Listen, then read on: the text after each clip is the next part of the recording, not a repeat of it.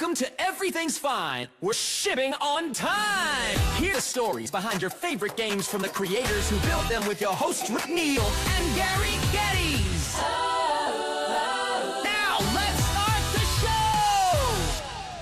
Good day, America and the world. Another exciting episode of Everything is Fine with Gary and Rick. Today is a special day for me because we're having one of my favorite engineers of all time that's actually smarter than anybody I've ever met. He invented the word refactor.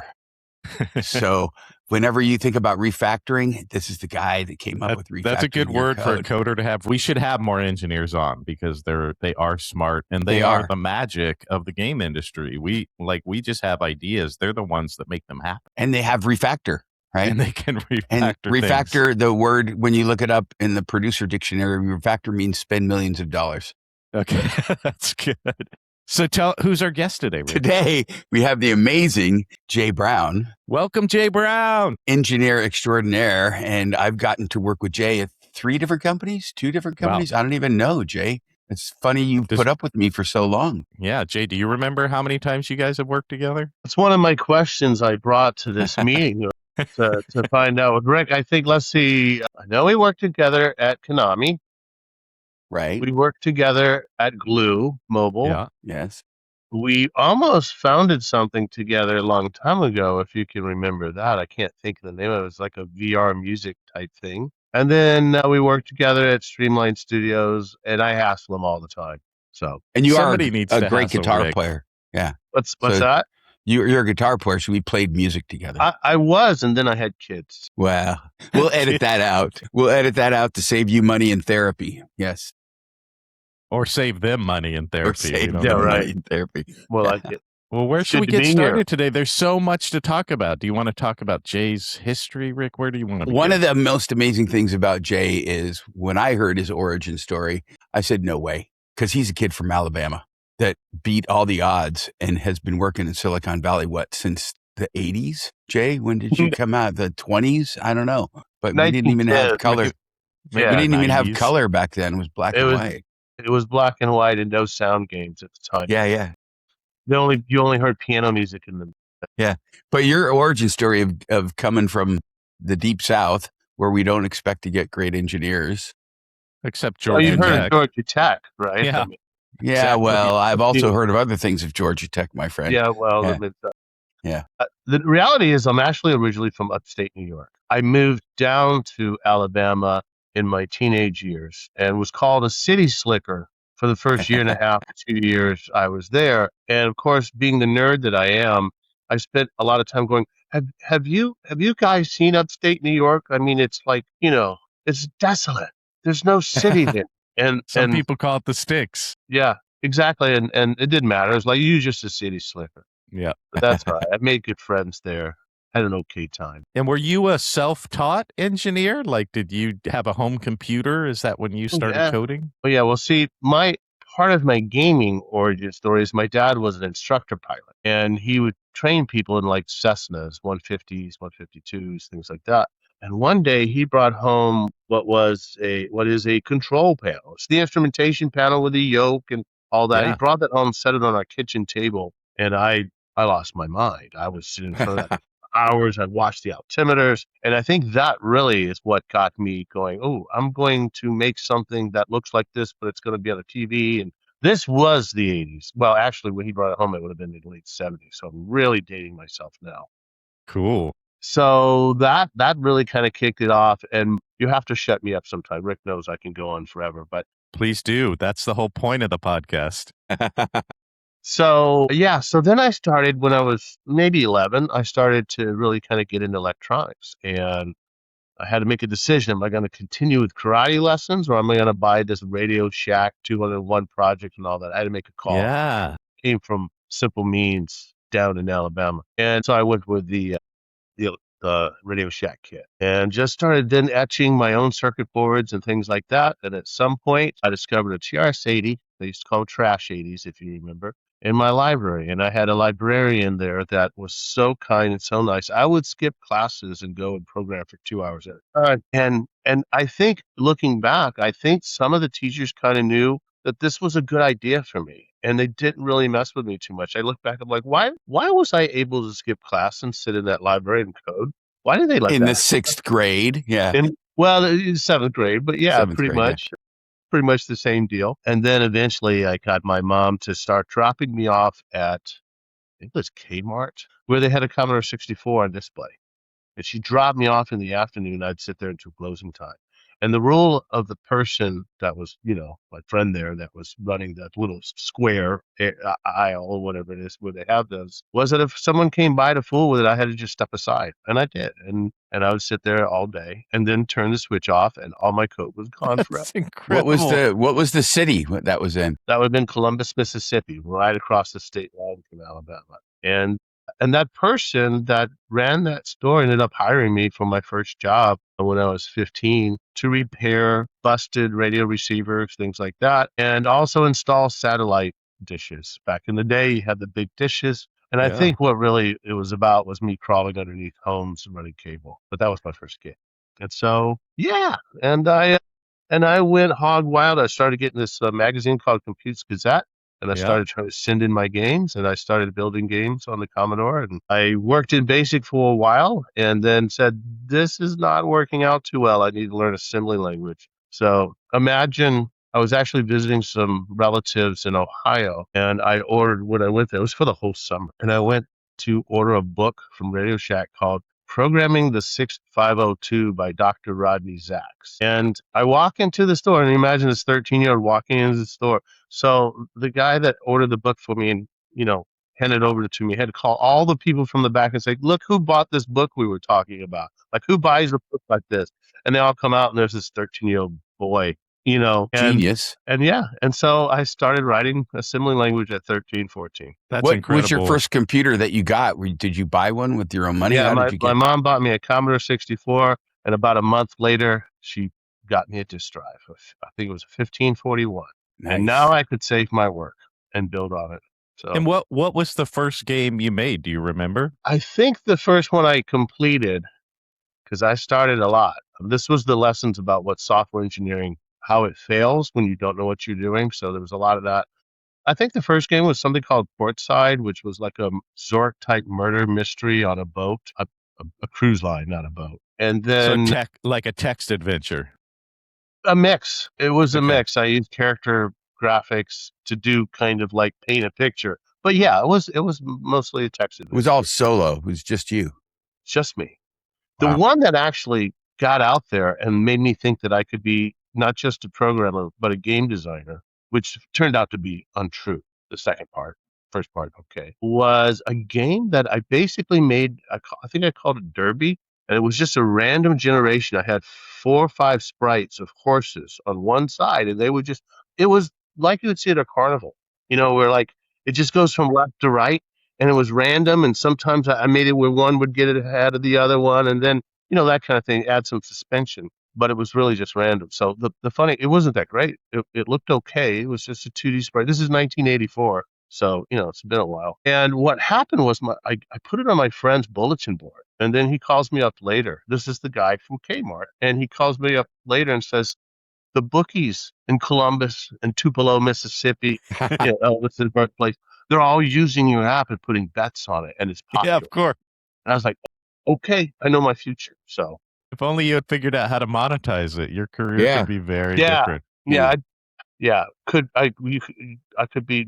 Who knows what I'd be doing then if I just monetize. That mechanic still works, by the way. Like I go to sporting events and I still see Blue like dot, the red pixel race of guess which thing's going to win. Right. Yeah. It's tried and true. It works. Tried and true. And so what was your first, did that prompt you to move out of the South to the West Coast? Like what was your first job in gaming? Well, yeah, at 14, there wasn't a lot of moving going on, but there was a little bit of a detour. So at around 15 and then 16, because you get your driver's license, I discovered girlfriends and baseball. So I took a introversion break and became a little bit extroverted and tried to, get a baseball career going, which fizzled pretty quickly, but I was okay at it. You're a pitcher, right? What was your position? Yeah. If I was doing anything well, it was pitching, and even that was hit or miss. Hit or miss, I get it. Yeah, so sometimes I was killing worms, as the coach would say, but other times I was throwing hard, low strikes and a little bit of movement and all that. So that lasted for a bit. I actually went to Spain and studied for a year at University of Seville.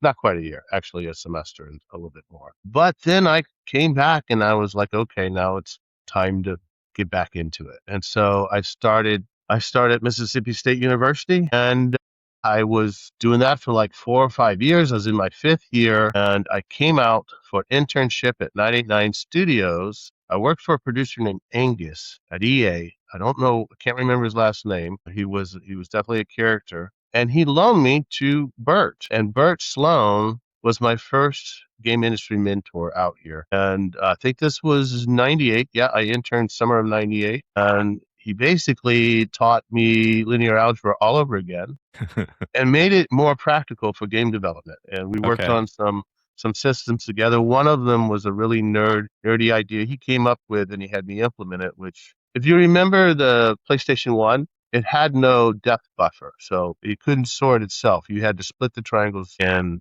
sort them in a painter's algorithm from back to front. And I implemented that for him, and I implemented that and wrote a little paper. And according to Angus, that got my rehire checkbox clicked for Sony if I came back out when I completed school. So I did that. Because you were that still first year. intern. You were still not finished school when you did that. Yeah, I was interning the summer, and then I went back to try to finish up the last semester there. And I was already in the game industry, and that was my destination. So I was kind of like, hey, let's just continue this. Went through a really bad breakup, all dog faced and hurt, and said, okay, what am I doing here? Let's get out.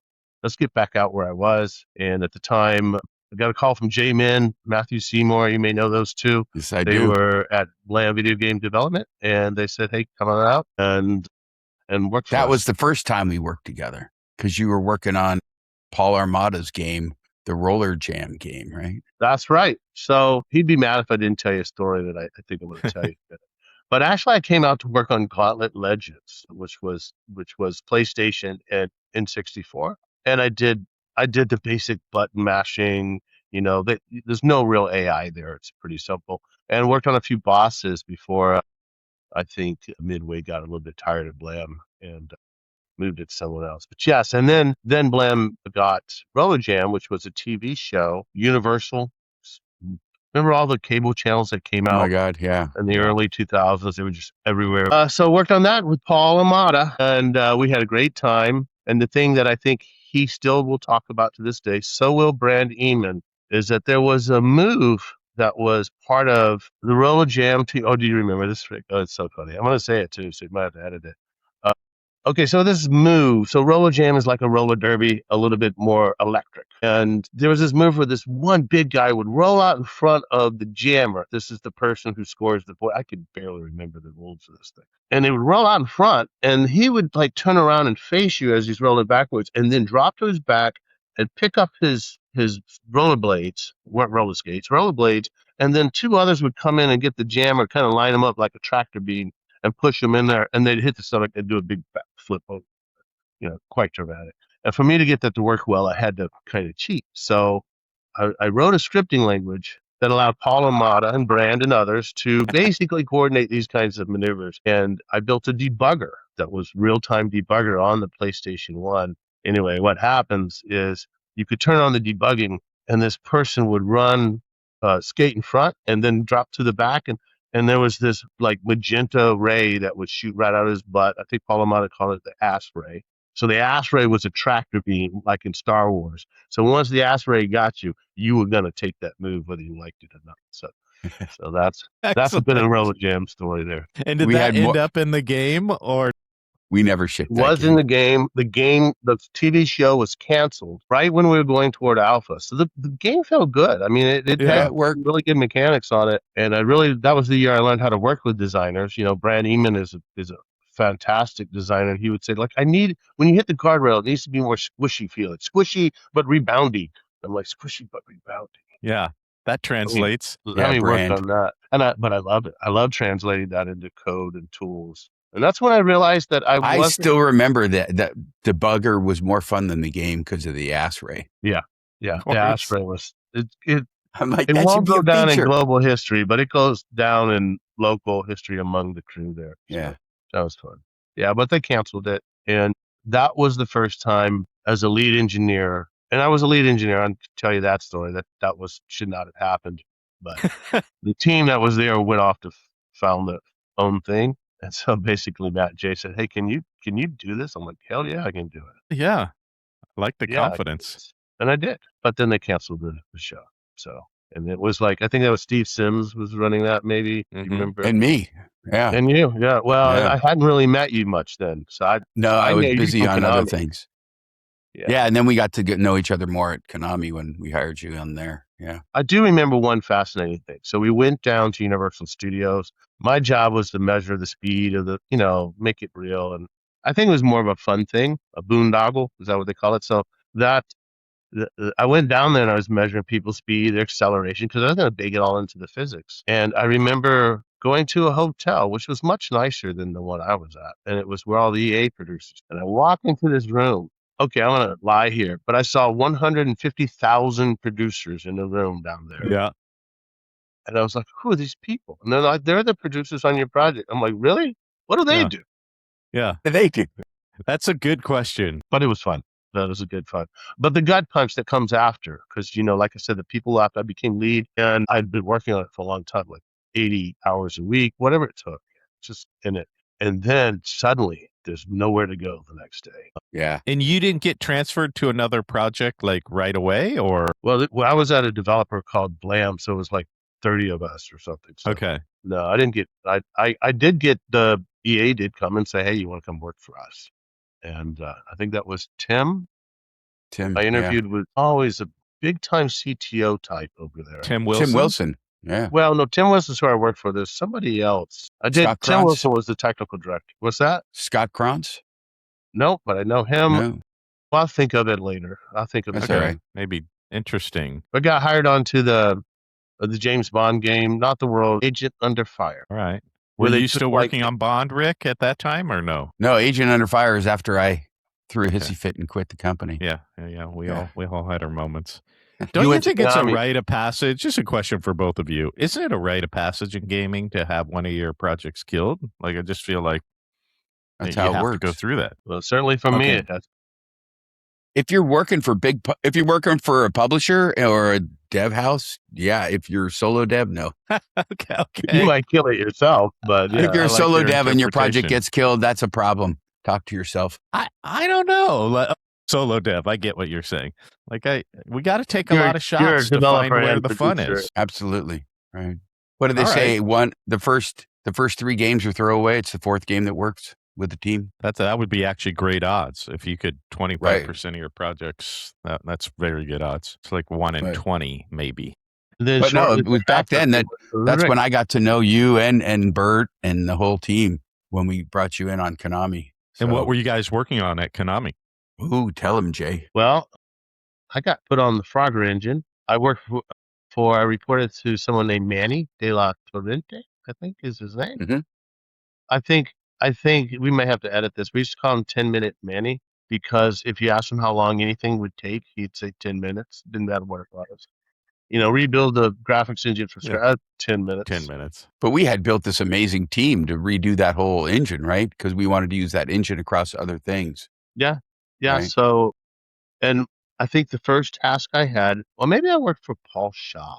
It's been a long time. Probably. Yeah. Yeah. There's a lot of thoughts colliding. So the first thing I worked on was pretty cool. It was how can we get into the game faster while the level loads? Because back then you're spinning off a disk and all that.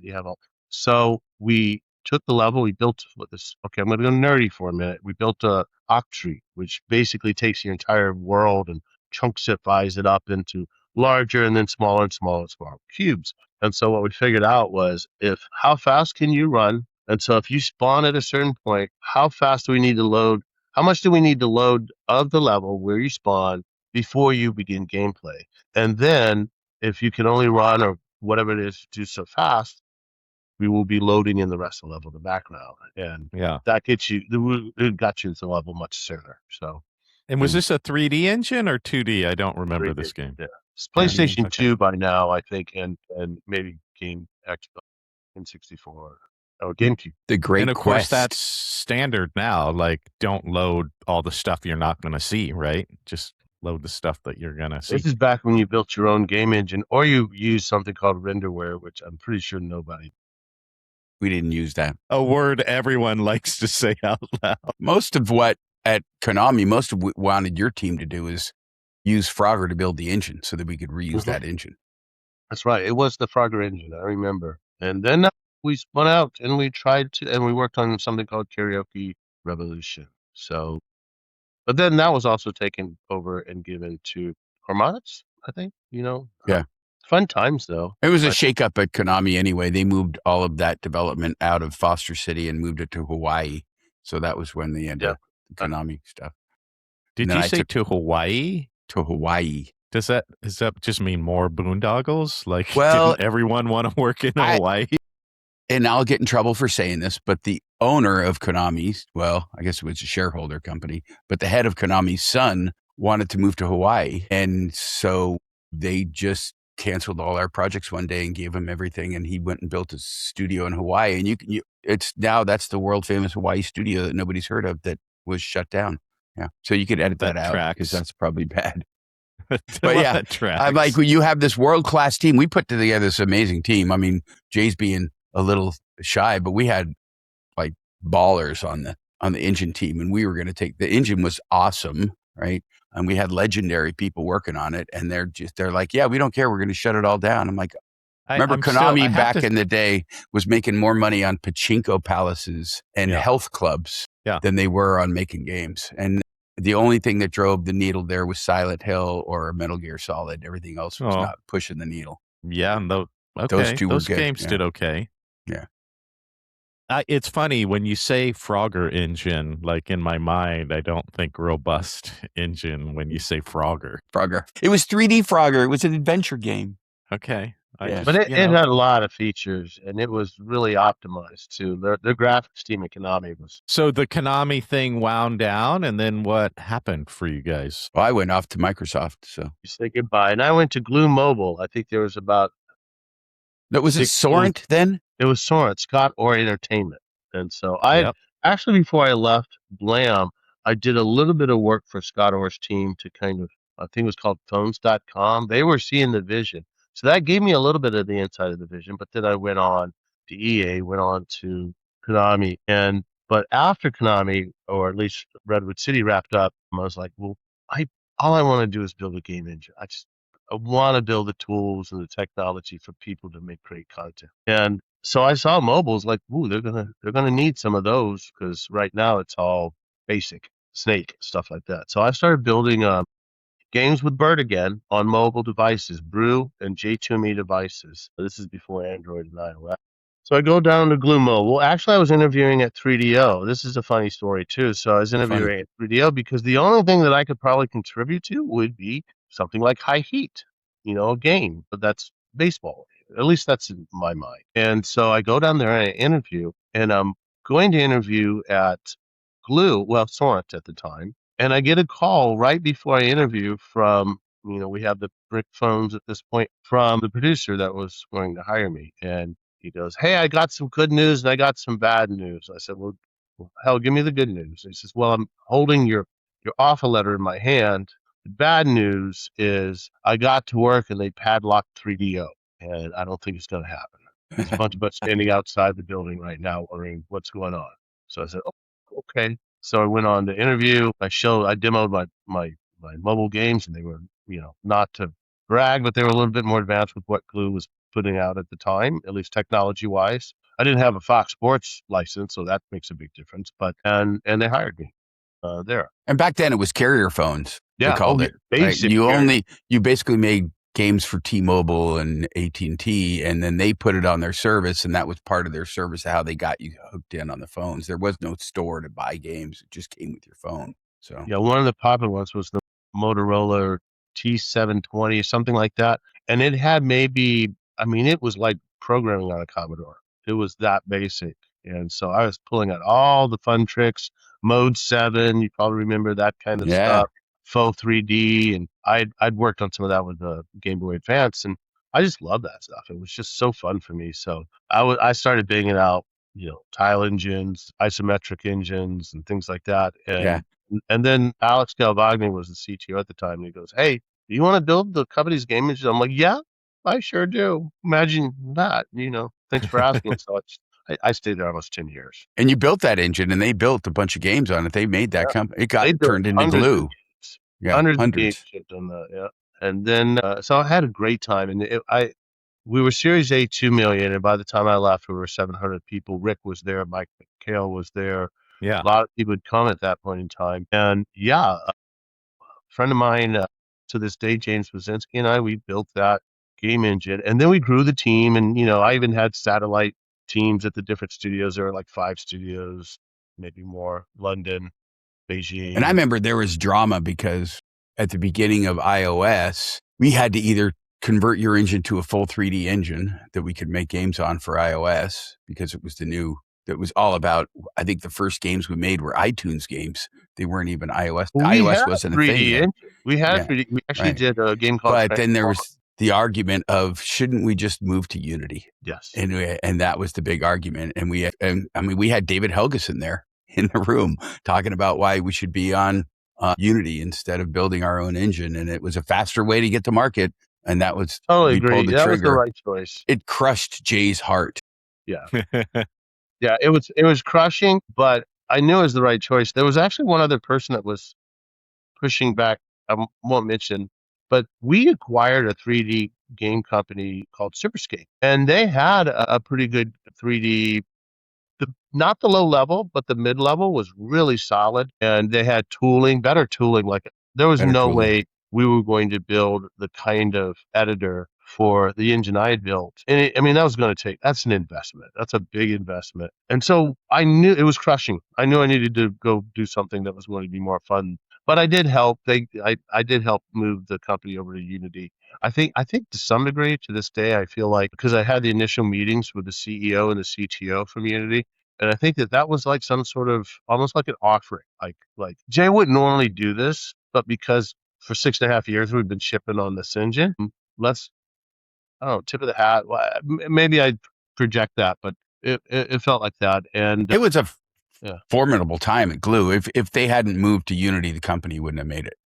Right? It wasn't totally able to make those that was things, the right right? choice. So yeah. it was definitely the right choice. And then Scott Orr left, and then Scott Orr was years left Yeah. before then. Yeah, before that. And so it was a different company and shareholders and yada, yada, yada. But yeah. Scott Orr was and then Glue is now part of EA again. Right. Yeah. It's a full circle, right? Yep. Yeah. Yeah. Good job, Jay. time. You did a great job. And you both moved on, but not together, right? You guys each Not went yet. your own way. Not yet in this timeline, but I keep good engineers in my back pocket all the time, so I can just pull them out. And yeah. So I said, okay, I'm so, at that point in time, I knew and was so on top of the system on its chips. Okay, so Android came, iOS came, we moved them over to, the entire catalog went over there. You helped put in the first live service Glue, the first events that ever went in a game, to measure what was going on. You helped put all that in, right? Well, I helped. By then there were a lot more than just myself. I know, James but had left, but I was part of that. I remember integrating OpenFaint for the first time. OpenFaint. You guys remember that? Yeah. And this stuff was so new. Remember talking to some of the engineers, like,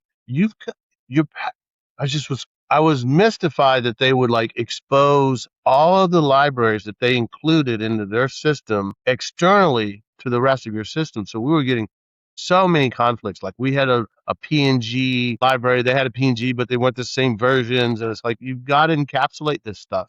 And I remember just like, you got to encapsulate your code, because you can't integrate with your code because you keep colliding with everything. And they're like, oh, okay, well, I guess that makes sense. Teaching them. Yeah, sure. Exactly. Like, as if they've never done it before. Well, they may not. They hadn't. Live services wasn't a word yet. That's true. Right? Yeah. We're just going to be online. It was called being online. We're going to be online. Right? I still say online and live services. And I think live services is one of the most confusing terms, because what do you really mean when you say that?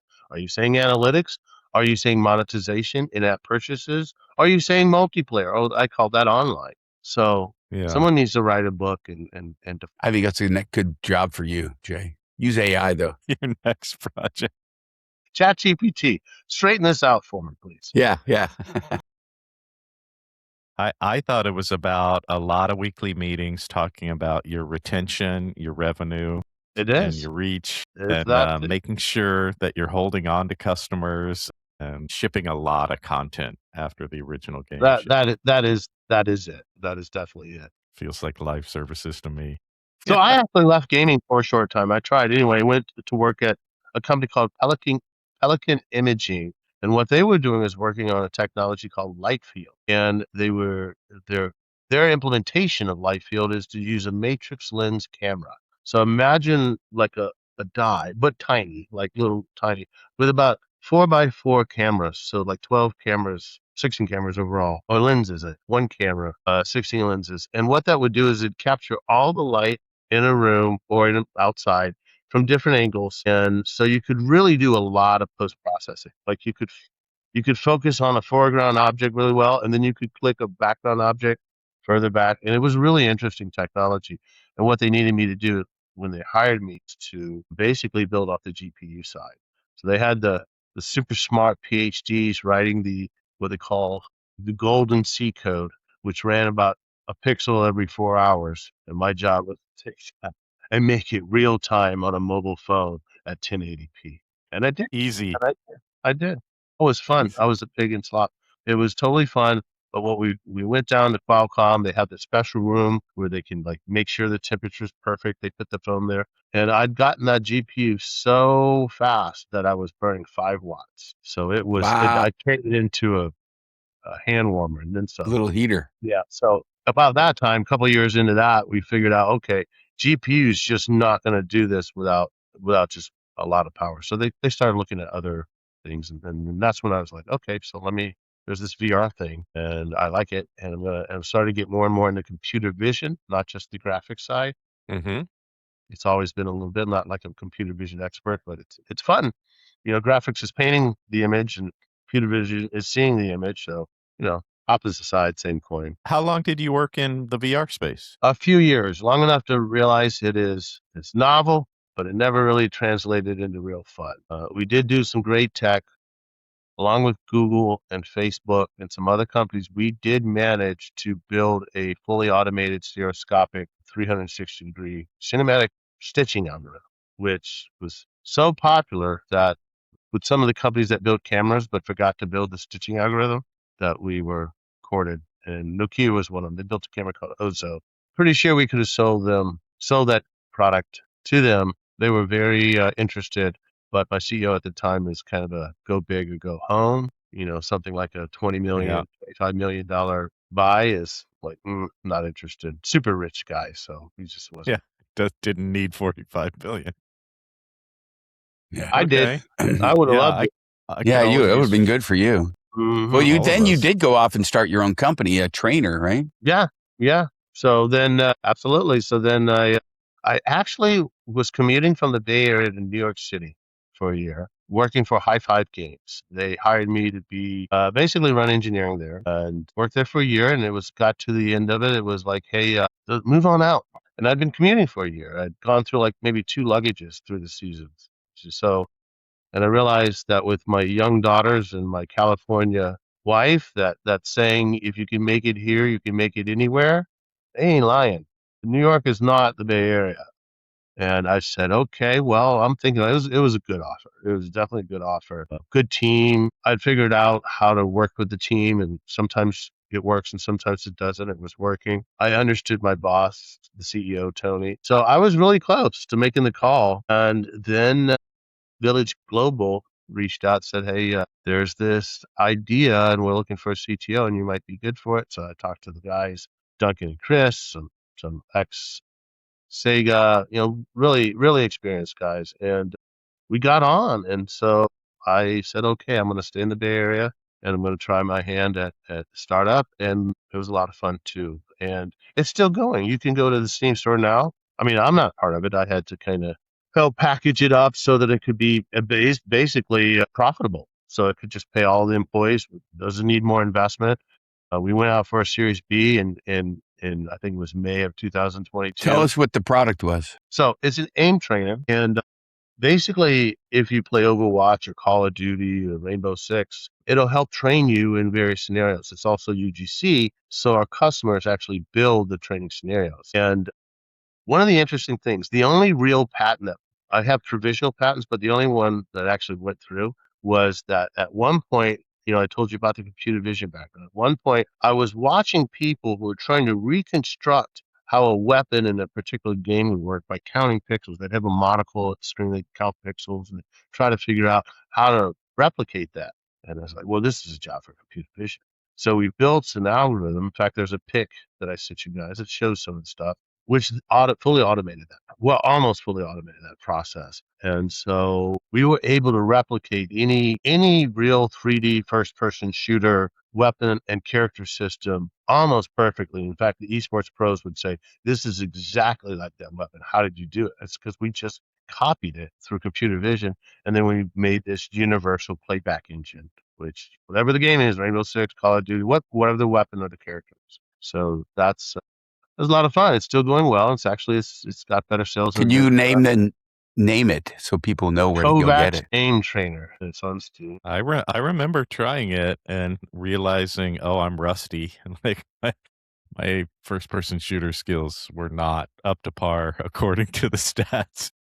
Yeah, I couldn't believe what I could see people doing. I thought I couldn't believe how fast I would be killed getting into an arena with an esports pro. I mean, just unbelievable skill sets. That was basically the way I walked away from that Yeah. check. Like, I need to spend a lot more time in your trainer if I'm going to be good. Yeah, so when we realized that we couldn't raise the Series B, this is when interest rates were just skyrocketing. We said, what do we got to do? And there was the conversation of, do we just kind of, the tax write-off? No, we're going to essentially give it over to one of the co-founders, the namesake, Kovac himself. And we had to lay off a good many people, including myself, including the other founders. And it's going strong still. So glad we made that. Right. And now you're at would you consider this another startup, or what would you consider where you're at today? Other side, in a way, it was pre-revenue until we shipped Thick as Thieves a few months ago. So it'd been around for about 10 years, I think. So yeah. And it's legendary. An industry legend. Right. Yeah. Paul as well as Warren, and they're great. They're great guys. And Warren was Deus Ex, and Paul was, what was his game? That was a lot. He had Flight. He had Thief, all kinds of. Yeah. They both have multiple stellar titles under their belt. So, yeah, that was really exciting. And I got to tell you, just getting to know Warren and hanging out and going on offsites and stuff. That guy is a hoot. He is. Yeah, he's amazing. He's a character. I got to meet him when he was at Origin. What was your reaction to his recent news that he's going to retire? I wasn't surprised when and by the way, it's an hour old for me. I woke up. That news is very fresh. And I looked down and he's all over LinkedIn with that. And I'm like, well, it makes sense. He's given a lot. Oh my God, to the industry, given a ton. Yeah. And sterling reputation. I don't know. I'm not surprised. He and I talked about this quite a lot over the last year. Even I was saying, like, I don't know what's happening in the game industry. It's changed so much. Is North America done? So I see a lot of retirement announcements now on LinkedIn from people. We're at that age. We're old. Yeah. Yeah. Are you able to talk about what you're working on currently there? I think so. Well, we was part of shipping Thick as Thieves a couple months back, and essentially what I'm doing now is helping move over the DevOps, the online services, all of that stuff to the publisher. Unlike most circumstances where the publisher is the one that does that work, generally, anyway, when I got to other side, we often call it OSC, so I have to keep stopping myself. I was told, look, build out the live services, the online services for this studio, and then since Aonic has 5, 6, 7 others, maybe we can help them build that out. But right now, they don't have that capability. They didn't have that background. They were just hiring a data analytics team at the time. So I built that stuff out with a great team. It was a lot of buy versus build conversations and analysis, but we did a good job. We shipped it. no significant downtime, no severity 1, severity 2 since its launch, which is because I've not always done that. Perhaps So you should write the book on what live ops is, Yeah, that's right. since you just made one, right? well, I can write the technology book, but to Gary's points earlier, like What what it to is. do. Yeah, I'm probably not the guy for that. And so, yeah, so right now I'm helping kind of the publisher be able to move forward with the game and take care of it while I help other side wrap some things up. Cool. So you have like a lifetime of coding behind you, very successful career. You probably learn things from books. What's your take of AI and coding today? Is it something you utilize? Yes, What are your thoughts? 100%. So from the beginning, 2022, we saw ChatGPT. I think I'm like a lot of senior developers, pragmatic and didn't just jump on bandwagons, but at the same time, when you see a new tool do really wonderful things, why not use it? So yeah, I spent a good bit of time in Claude. That's kind of where I've gravitated to, and I banged out. I didn't do it. I spec'd out a flight simulator that would have taken me months to build, and I did it over the course of a couple of weekends. And it's a web app, which is much better.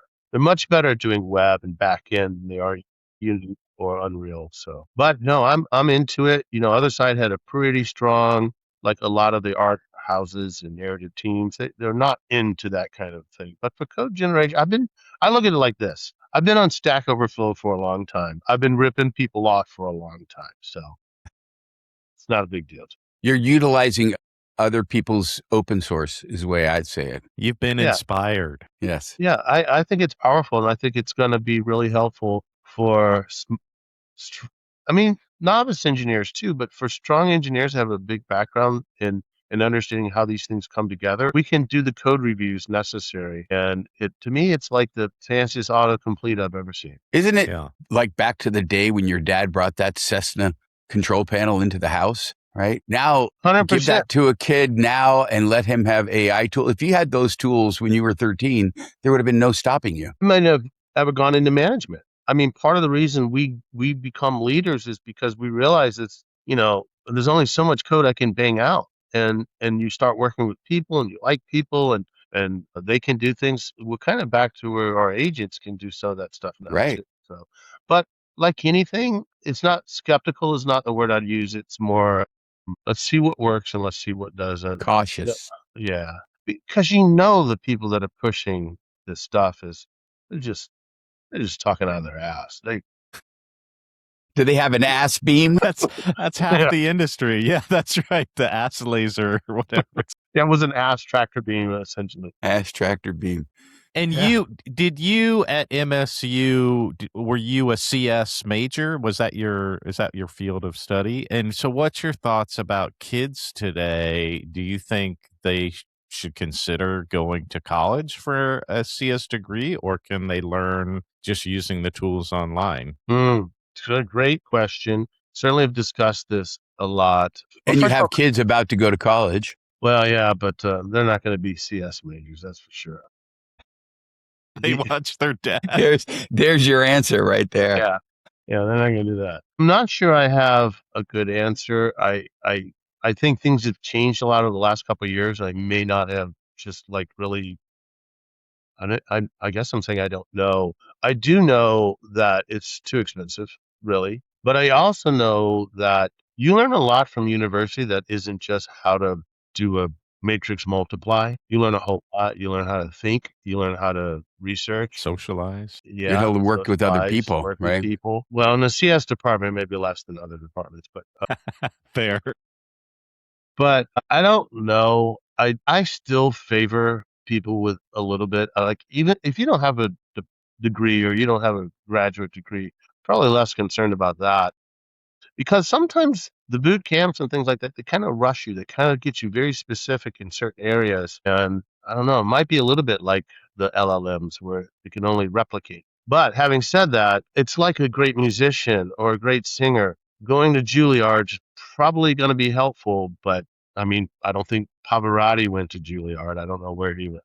I Right. think these things are skills. I heard Eric Clapton didn't pick up a guitar until he was 16. That may be BS, but I think self-taught really is what it's about. It's like, my wife's a school teacher, and I said, I don't think you can teach math. I think you can only learn math. And she knows what I'm saying. She kind of disagrees, and she's probably right. But I kind of think that you do need to learn it. Like it's a process that you're doing. So I do think people can be very good without the CS degree or whatever. Yeah, and I Yeah, think doesn't hurt. I guess my take is if you're not going to get the piece of paper that shows what you've accomplished, you better be accomplishing things. Like you better be publishing things and be able to show your work so that people can say, okay, I can see what this person's capable of doing because of the I think that's projects they've with or without a executed. CS Right. degree. That's how it has to be. I would look at Jay's story. There was no school. He went and bought the magazines. He went to the Yeah. freaking Well, he was building store. stuff from He the went to start. the store and programmed on a computer where all his code was At lost Kmart. every time.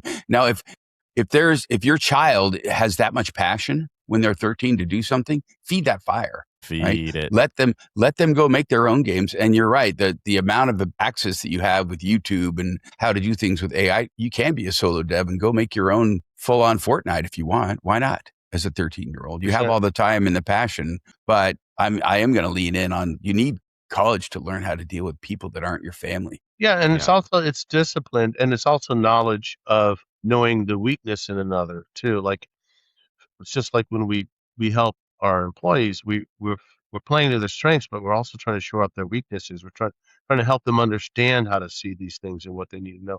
Sometimes when you're self-taught, you may not see that. It's great to have a mentor. You think? So speaking of mentoring, one of the questions we like to ask is what advice would you have for young people thinking about getting into the industry, especially maybe engineers? Well, pre 2023, I would have one set of advice, and after that, a whole other.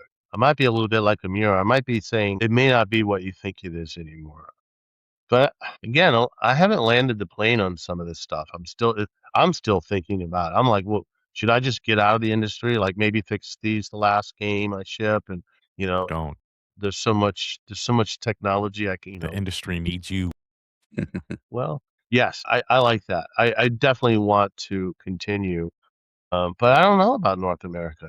It's not looking great. I would say if you're CS, if you're engineering, make sure that you have a way of being able to do something else. There's a lot of adjacent fields that you could go into. But if you decided this is what you want to do, you need to do it. I would say learn software development, learn engineering, whether or not you're going to cloud code it, because the cloud code's going to mislead you. It's going to have issues. You need to have your fundamentals good so that you can tweak it and fix. That's why there's Architecture and structure and right engineering standards you're yeah, talking. and security and things. It'll do crazy things. It might cost you. You're not likely gonna run $100,000 AWS bill writing code yourself. But you could do it if you just turn your agent to it. Right. It might have incentive to, in fact. Yeah. Yes, token maxing. I'm token Yeah. maxing this week. Smart. Is there that's good. is there a piece of advice that someone ever gave you along the way that you sort of carry with you and you're like, oh, that's good advice I want to pass on to others? Like, is there sort of a mantra that you've picked up along the way? There's a million of those. Rick's given me some. Rick's been really Rick good. loves it when you talk about the ones he gave you. He Well, loves that. Rick's been good at helping hold a mirror to me to know about what my strengths and weaknesses are. That's the main thing. One of my favorite bits of advice was my first game industry mentor, Bert Sloan.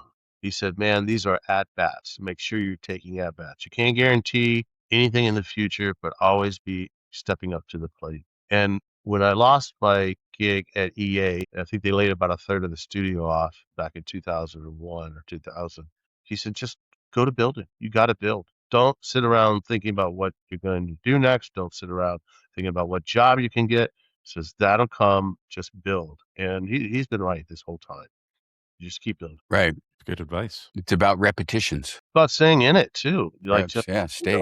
And in fact, Stay if in the I weren't game. doing the mobile games with him early on, I probably wouldn't have got the gig at Glu. And that was my longest gig ever. Excellent. What questions would you have for Rick and Gary? That's another question we ask. I had thought about that. Usually, if I come to an interview, I've got my questions prepared. Yeah, we're surprised. Surprised. I'm always asking. Well, Rick, I ask you a lot of these questions all the time. I know, but We chat. we're on a podcast, so we can do it here. You can ask Yeah, the same questions you've asked him before. Well, I'm curious to get your thoughts on. We know game development is going to become smaller teams. The funding is broken. The marketing is broken. What do you see as the future of marketing for games? I mean, you go to Steam. There's 1 billion games there. How do you get eyes on a product? I want to know how to get eyes.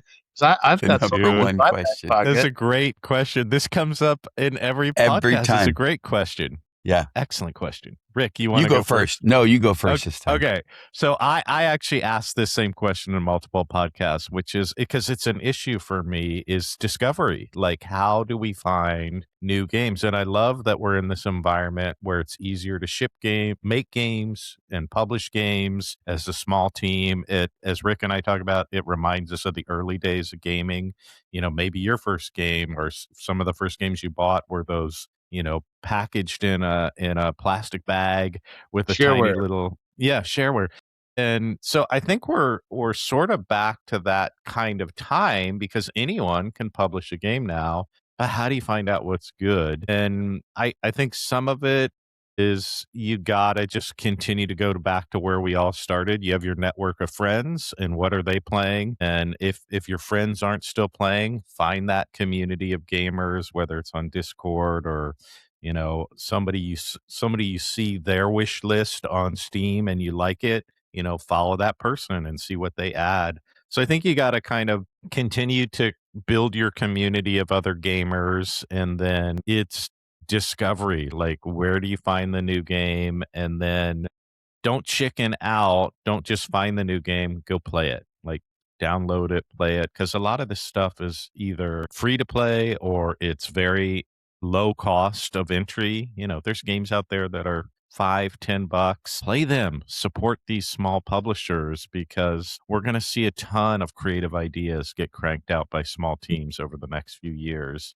They don't need the game to be a massive worldwide hit.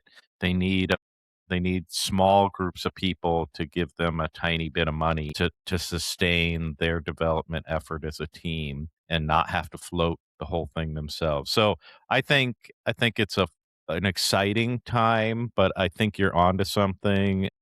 You gotta publish it. You gotta get it out there. You gotta work with your community as a publisher to build a following. And then maybe you can pour some gas on that fire. Once you've demonstrated some metrics, you can get somebody to invest in you and spend some money on marketing. But I think it all starts as a community-based thing right now. Yeah, I'm going to echo what Gary says, but I'll probably be a little harsher. I don't think there is discovery anymore.